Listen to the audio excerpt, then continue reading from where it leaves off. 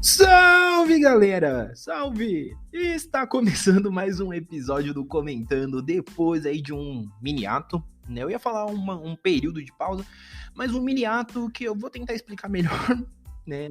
Mas enfim, aqui quem fala é seu host de sempre, Paulo Raposo, e hoje é dia de falar contrariando todas as expectativas, todo mundo que tá falando mal, hoje é dia de falar bem. Ou será que não? Vocês me conhecem o suficiente, sabem que muito provavelmente eu vou falar bem então. Mas vamos lá, vocês já viram na thumbnail, eu vou falar sobre o filme de Cavaleiros do Zodíaco, Saint Seiya, o começo, que estreou nos cinemas nacionais na última semana. Então, se acomoda aí, vamos bater um papo sobre esse filme, porque eu quero deixar muito bem adiantado desde já, que é um filme que não é tão ruim quanto parece, tá? E eu acho que é legal a gente começar desta forma. Alguns pontos que é necessário mencionar sem entrar muito em questões técnicas. O filme de Saint Seiya, né? Esse filme de Cavaleiros, ele já tinha sido alardeado para nós aí alguns anos atrás, surgiram diversos rumores, foi aquela imagem promocional que demorou para engrenar. Veio o trailer, que inclusive eu fiz um comentando falando sobre esse trailer, comentando que ele tava meio estranho, tava meio tépido, meio xoxo, meio desanimado, mas que assim, era um trailer que eu tava me dando o benefício da dúvida. É isso que a gente corta para este ano. E cortamos aí pro último sábado, que foi quando eu assisti o filme. E, cara, a gente precisa conversar sobre isso.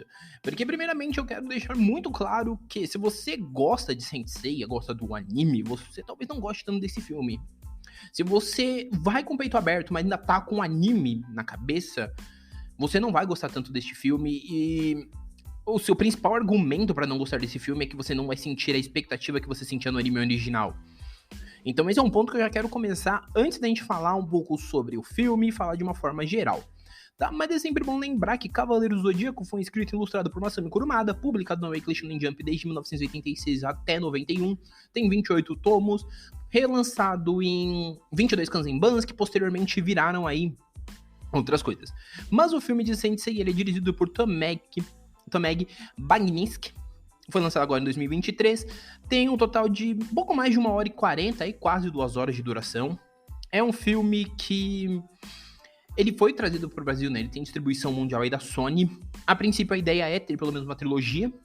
Eu tô falando muito vagamente assim, porque eu tô olhando os detalhes muito rápido. Mas vamos lá. Qual que é o plot desse filme, afinal de contas? Porque talvez você olhe pra minha cara e diga, nossa, Paulo, mas ele não parece ser um filme de Saint Seiya. O plot do filme é focado no Seiya, que é um garoto que perdeu a irmã, ele tá lutando ali no torneio no ringue clandestino, e eis que um dia ele desperta o cosmo dele. Muda-se um pouco alguns fatores, mas não se perde a essência. Isso é um ponto que eu acho legal da gente começar mencionando. O Seiya continua sendo alguém que perdeu a irmã, ele continua sendo alguém que tá tentando ali se encontrar, vamos dizer assim, né? Que tal qual a série da Netflix, porque ele descobre o cosmo muito do nada, e assim a gente vai acompanhando essa jornada dele, a princípio, porque o Allman vem, explica pra ele e tal. Eu tô tentando resumir o roteiro, porque eu sou muito horrível pra resumir esse tipo de coisa, e eu não tô com sinopses à mão. Mas vamos lá, que agora vamos começar realmente a falar. O primeiro ponto que eu digo, que como eu disse lá no começo, ele não é um filme pra você que vai apegado com algum detalhe do anime dos anos 80. E que, inclusive, eu vou tirar esse elefante branco da sala nos primeiros 3 minutos de podcast, que é, se você que está me ouvindo espera alguma coisa relacionada a algo semelhante ao anime dos anos 80, eu honestamente peço para que você já esqueça essa ideia, aborte. Ah, mas a Toei muito provavelmente está fazendo alguma animação 2D baseada no Next Dimension ou em alguma outra coisa. Dificilmente vai ser aí um remake animado, tá? Então a primeira coisa que eu quero é que você esqueça, aborte essa ideia. Porque a ideia agora é apresentar um novo público, e se eu preciso apresentar a série para novos públicos, em especial o público que mais rejeitou a série ao longo dos anos, que foi o americano, eu não vou fazer um remake animado do que já foi feito, tá? E eu não sei se vocês sabem disso, você que tá ouvindo, mas o público que melhor aceita isso é o público mexicano, brasileiro e o francês, se não falha a memória. São cerca de 3, 4 países que realmente amam Saint Seiya. No Japão a série existe, inclusive lá no Japão ela não é necessariamente a série mais popular do Kurumada. Nos Estados Unidos a série nunca foi bem aceita, chegou a ser publicada e tal, mas a série nunca foi necessariamente esse primor de bem aceita pelos americanos. Tanto que a gente teve a anime de 94, que a Raymond mostrou, né, o piloto, tem tudo isso, porque os americanos sempre tentaram fazer com que Saint Seiya fosse algo popular, o que não acontecia de fato. Assim como a animação que tava que a primeira temporada tá na Netflix, a segunda e a terceira, a segunda está na Crunchyroll e a terceira irá pra Crunchyroll, elas são tentativas, tanto live action quanto essas adaptações em CGI, elas são tentativas de tentar adaptar a série pro público americano. As suas devidas proporções, obviamente. Então esse filme, a primeira coisa que você tem que entender é que toda a fórmula dele, ela não é fórmula mangá anime, ela é uma fórmula que, pra mim, honestamente falando, é fórmula genérica, de filme de herói genérico, que o qual é a jornada do herói. O herói se descobrindo, o herói compreendendo os seus poderes. Então eu acho que é legal a gente já tirar esse elefante branco da sala e já deixar isso muito claro. Porque você que tá ouvindo esse podcast pode falar: ah, mas você vai defender pra falar ao contrário de quem diz que o filme é ruim. Não, cara, é porque realmente ele é um filme genérico americano. Ele é um filme feito, pensado pros americanos. E pra criançada mais nova, entende? Eu inclusive vi algumas pessoas que foram com crianças e as crianças amaram. Por quê? Porque ele não é um filme pro velho de 40 anos que tá apegado a um anime da década de 80. Porque aquele anime tá na década de 80, sua infância não foi destruída, como vi alguns thumbnails de vídeo, etc. Sua infância não foi destruída, ela permanece onde está. Isso é com qualquer obra que for adaptada de algo da sua infância não foi destruída. O material original segue lá, você pode rever quantas vezes você quiser. Só que não crie expectativas. Primeiramente, a gente precisa também gerar outro ponto, que eu vi gente falando: nossa, o roteiro é raso. O roteiro é raso, o roteiro é padrão americano, clichêzão de história de origem. Qualquer profundidade além do padrão americano de história de origem que você estivesse esperando, você já está esperando errado, porque você não tem nem material para se tirar essa profundidade. Focar só no Seiya foi uma escolha interessante, porque pelo menos se tenta trabalhar, e o ator que faz o Seiya, inclusive, ele dá o seu máximo ali pra fazer uma boa interpretação. Então, são coisas que funcionam. Ele é um filme, pra mim, que ele tem sim seus defeitos. Eu acho que o roteiro poderia ser melhor trabalhado em alguns pontos. Eu acho que poderia ter menos slow motion, especialmente em momentos de luta, porque a luta clímax do filme, foda-se, porque existe slow motion a cada 2 golpes ali. Então, pra mim, podia ter menos slow motion? Sim. Podia ter mais cenas de ação bem feitas? Como a primeira, porque a primeira é inspiradíssima? Sim. Só que não se teve como fazer. Ou até teve, mas ninguém quis deixar no corte final. Então, a gente tem esses pequenos problemas. Mas o saldo, no geral, não é um saldo de filme horroroso, que nem muitos apontam, ou que nem alguns que nem o filme viram, e eu vou falar desta forma porque, sim, tem gente que tá falando que o filme é horrível e não se designou nem ao cinema pra assistir. Então, tome vergonha na cara. Eu estou falando desse jeito porque, sim, tome vergonha na sua cara se você está falando com base em preconceitos. Conceitos pré-formados. Se você não vai se designar a ver o filme, beleza. A gente aceita. E sim, eu não queria que esse podcast ficasse tão revoltos. Mas ele fica porque eu acho assim, se você vai dar uma opinião com relação a qualquer coisa que seja, o mínimo que se espera é que você vá compreendendo o que você vai assistir, você entenda a proposta. E não que você vá esperando a emoção que você sentiu quando você viu os episódios do anime. Meu, você não vai sentir essa emoção de novo. Desculpa, eu tenho que te contar isso.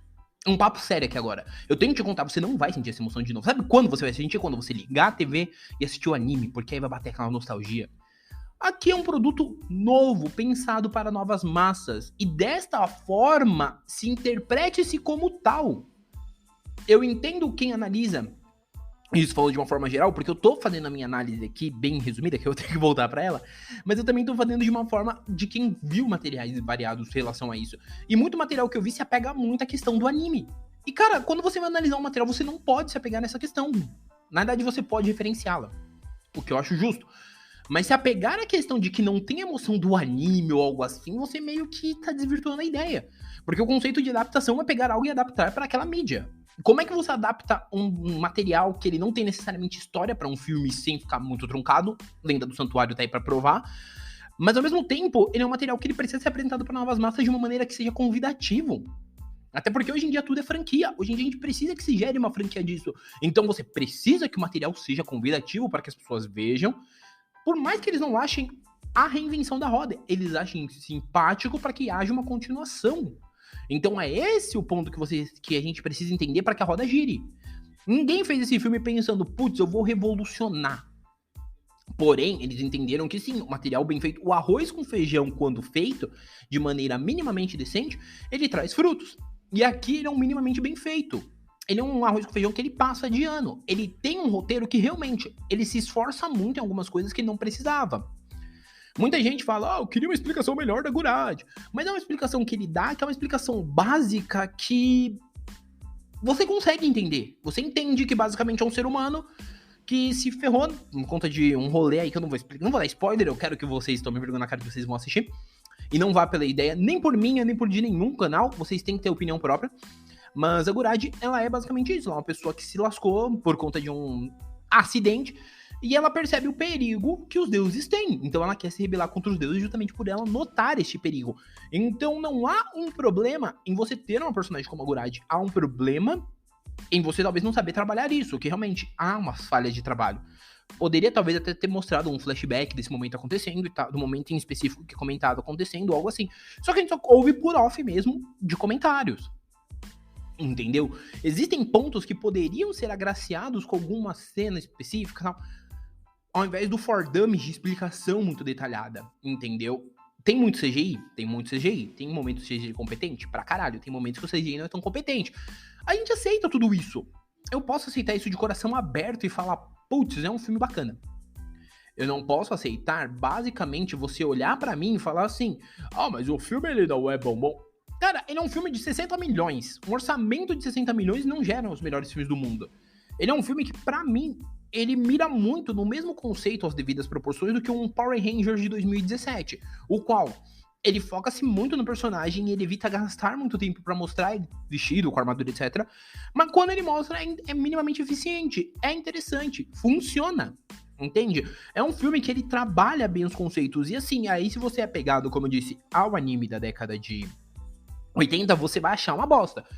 Só que se você analisa a lore como um todo, especialmente os últimos trabalhos que estão saindo da franquia, que meio que validam a ideia de que tudo é canônico, você passa a entender que esse filme ele não é necessariamente um filme não canônico. Ele entra dentro dessa cronologia. Só que ele entra com uma realidade diferente, porque existem realidades dentro do canon de CDZ, do canon lore, que Athena pode ser uma destruidora realmente. O conceito ele é pré-estabelecido de uma forma que aqui a gente não precisa trabalhar tanto o conceito, a gente trabalha o protagonista. Em vindouros filmes eu acredito que sim, com o feedback que eles estão vendo da questão do roteiro, etc., eles vão direcionar melhor.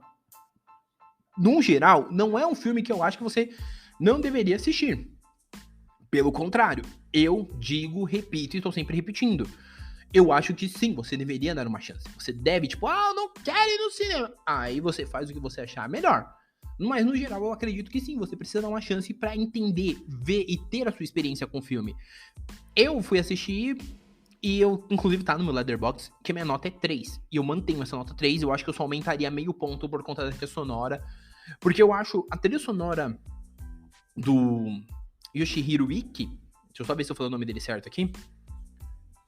Isso, eu falei certinho. Yoshihiro Ike, que é o mesmo compositor da trilha sonora do Lenda do Santuário. Esse cara, ele faz uma trilha sonora muito competente. É um arroz com feijão bem feito, porque, né, ninguém chega aos pés de Seiji Yokoyama, que pra mim é a melhor coisa de Saint Seiya no geral, entende? Mas é um filme bom. É um filme gostoso de assistir. Mas eu não gostei do filme. Beleza, cara, eu aceito. Mas, você vai me dar um argumento plausível, que o filme é ruim, etc. Não me vem com esse papo de não me remete ao anime dos anos 80, porque não vai te remeter. E eu quero fazer algum dia um episódio só pra falar sobre isso, principalmente de obras do Kurumada. O porquê essas obras nunca vão ganhar uma adaptação idêntica ao que saiu no mangá. Porque, mano, não tem como. Entendam isso. Existem muitos conceitos nessas obras oitentistas que, para os dias de hoje, não funcionam. E tá tudo bem vir uma adaptação. A gente tem que entender que o público não somos mais nós, tiozões de 27, 28, 29, 30 anos, 40, quiçá, 35 ou 40, quiçá. O público agora é o público jovem. Em especial um público que rende grana, que é o americano. Então pra que eu vou gastar meu tempo fazendo uma adaptação pensada única e exclusivamente infantil? Eu entendo que existe um trabalho muito maior, que se chama pensar em métodos de melhorias para que nos próximos filmes seja melhor, entendeu? Mas no saldo geral não é um filme ruim, e eu quero que vocês entendam esse meu ponto de vista. É um filme que eu curti, eu admito que até reveria, levaria meus sobrinhos para assistir, para ver a opinião deles, como crianças, mas é um filme que eu achei gostoso de assistir. E eu vou pedir desde já desculpa pelo desabafo, não era ideia fazer um podcast assim, mas de uma resenha virou um papo sério sobre esse filme de Knights of Zodiac. Mas enfim, galera, é basicamente isso que eu tenho pra dizer, né, pra esse episódio de retorno. Depois eu devo fazer um episódio também pra comentar um pouco essa questão do sumiço e tal, mas até um papo mais sério. Mas por hora é isso. Quero só relembrar vocês que o Comentando está voltando esse mês de maio. Pretendo voltar aí pelo menos com aquela procedência de 2 episódios semanais. Às terças e quintas. Quando ocorrer algum imprevisto, eu devo mencionar que vai ser às quartas e sextas, mas devo voltar com todo o gás. Mas sempre lembrando vocês, indica o podcast para um amiguinho, vamos crescer. Se você tá ouvindo a primeira vez, você gostou desse episódio, até mesmo você não gostou e quer comentar, tem uma caixinha de pergunta no final. Além da caixinha de pergunta, também fica aí aberto para vocês já seguir o podcast, já clica em seguir no seu agregador favorito e segue para você sempre acompanhar. Ativa aquele sino para você receber quando chega novidades, porque quando chega episódio, como é bastante, você consegue ouvir. Não deixa de avaliar se você estiver ouvindo pelo Spotify ou pelo Apple Podcast, porque isso ajuda bastante também até ele ser indicado pelas próprias plataformas. E mais do que isso, não deixe de me seguir nas redes sociais, elas estão todas aqui embaixo, e eu espero que vocês curtam bastante o podcast. Tem o link do meu site e tal, tá tudo por aqui, só vocês irem lá e ouvir, porque eu garanto que todo produto que eu produzo aí, vocês vão curtir de alguma coisa, tá? Mas sempre lembrando que também tem aqui a caixinha aqui embaixo, assim como o e-mail, qual você pode mandar críticas, etc e tal. Tá bom? Galera, só lembrando que tá disponível em todos os agregadores, Google Podcast, Deezer, Apple Podcast, Amazon Music e o Spotify. Então, por hora é isso, um abraço e nós fomos!